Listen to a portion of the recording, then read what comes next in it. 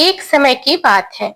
सूर्य भगवान की रानी के मायके से खबर आती है, परंतु रानी सा को मायके जाने का मन नहीं था। सूर्य नारायण भगवान रानी को यह कहकर मायके जबरदस्ती भेजते हैं कि जाओ, मैं आपके लिए अच्छी अच्छी वस्तुएं भेजूंगा। राणा दे अपने पियर चले जाते हैं। कुछ दिनों पश्चात सूर्य भगवान राणा दे के लिए चौपड़, पासा, पचेटा, आटी, डोरा और कुछ वस्तुएं भेजते हैं। राणा दे की भाभियां मजाक करने के इरादे से चौपड़, पासे, खिलौने आदि का सब सामान निकाल देती हैं और उनके स्थान पर कंकड़, पत्थर और कांटे भर देती हैं और सारे डिब्बे वापस बंद कर देती हैं। राणा दे ने देखने के लिए हाथ में डिब्बे में डाले तो उनके हाथ में कांटे चुभ गए। फिर से उनकी भाभियां हंसने लगी और फिर तो राणा दे को बहुत गुस्सा आ गया। कुछ दिनों पश्चात जब सूर्य नारायण राणा दे को लेने पधारे तो राणा दे तो सूर्य भगवान से बातचीत भी नहीं करती थी। राणा दे जब ससुराल गए तो वहां पर किसी से भी उन्होंने बात नहीं की। सूर्य नारायण ने अपने माताजी से पूछा, माताजी, राणा दे आपसे बातचीत करते हैं क्या? उनकी माताजी ने कहा कि नहीं बेटा, राणा दे जब से ससुराल से वापस आई हैं उसके बाद से बात नहीं कर रही हैं। सूर्य नारायण कहते हैं कि माताजी, आप आज उनको बोलना कि चावल की बोरी पड़ी है और साल में से चावल निकाल दे, परंतु ऐसा करते समय चावल टूटने नहीं चाहिए, साबुत निकलने चाहिए। अब राणा दे तो रोने लगे। तो रोते रोते ही वे छत पे चले गए और उन्होंने चिड़ियाओं को बुलाया।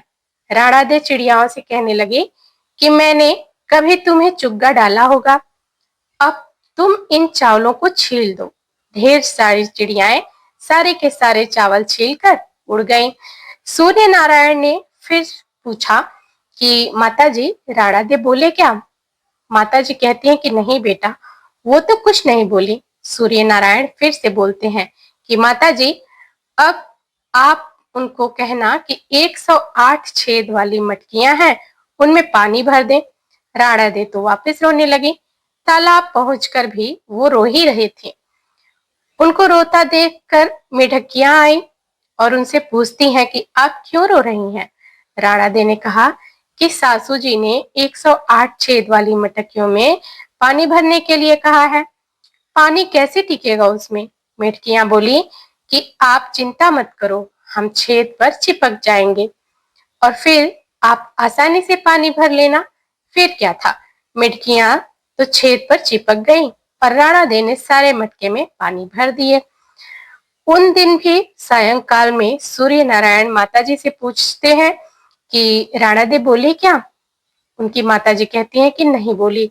सूर्य नारायण कहते हैं कि कल आप उनसे बोलना कि बाग में उनके मासी जी आए हुए हैं, जो मिलने आए तो, और उनको यह भी बोलना कि जिस तरफ चरमू बिखरे हुए हैं उधर जाएं। अगले दिन सूर्य नारायण रास्ते में औरत का रूप बनाकर और घूंघट निकालकर कर जो थे वो बैठ गए। जब राणा दे उस तरफ आए तो सूर्य नारायण औरत का रूप धरकर ही बैठे बैठे रोने लगे। राणा दे ने कहा, क्यों रो रहे हो? कोई मुसीबत आ गई है क्या?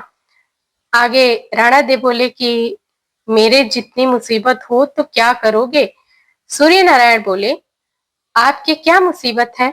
राणा दी बोले कि क्या बताऊं, मैं पियर नहीं जा सकती थी, फिर भी उन्होंने मुझे जबरदस्ती भेजा और बोले कि मैं अच्छी अच्छी वस्तुएं और इनाम भेजूंगा और डिब्बे में भरकर उन्होंने कंकड़, पत्थर और कांटे भेजे। मैंने देखने के लिए हाथ डिब्बे में डाले तो मेरे हाथ में कांटे चुभ गए और मेरी भाभियां मेरा मजाक बनाने लगी। थोड़े दिनों बाद वापस जो थे लेने आए सूर्य नारायण और ससुराल में आ गई। फिर साल में से मुझे चावल निकालने को बोला और यह भी कहा कि एक भी चावल टूटना नहीं चाहिए। फिर मुझे 108 छेद वाली मटकियों में पानी भरने के लिए कहा। अब आप ही बताओ, छेद वाली मटकियों में पानी कैसे ठहरता? वो तो मेंढकियां मटके के अंदर चिपक गई, जो मैंने पानी भर दिया। यह कहते ही राणा दे जोर जोर से रोने लगी। फिर तो सूर्य नारायण भगवान राणा दे का हाथ पकड़ लिया और अपने असली स्वरूप में आ गए। सूर्य भगवान बोले, चुप हो जाओ राणा दे, मैंने तो डिब्बों में चौपड़, पासा, आती, डोरा, मिठाइयों और अच्छी वस्तुएं भेजी थी। आपकी भाभीियों ने ही मजाक करी होगी, मैंने नहीं करी थी। यह बात आप पहले ही बता देते तो इतनी मुसीबत नहीं झेलनी पड़ती। इतना कहकर सूर्य भगवान और राणा देव वापस चले गए। कहानी आपको कैसी लगी कमेंट बॉक्स में जरूर बताइएगा। चैनल को सब्सक्राइब, वीडियो को लाइक और शेयर करना मत भूलिएगा।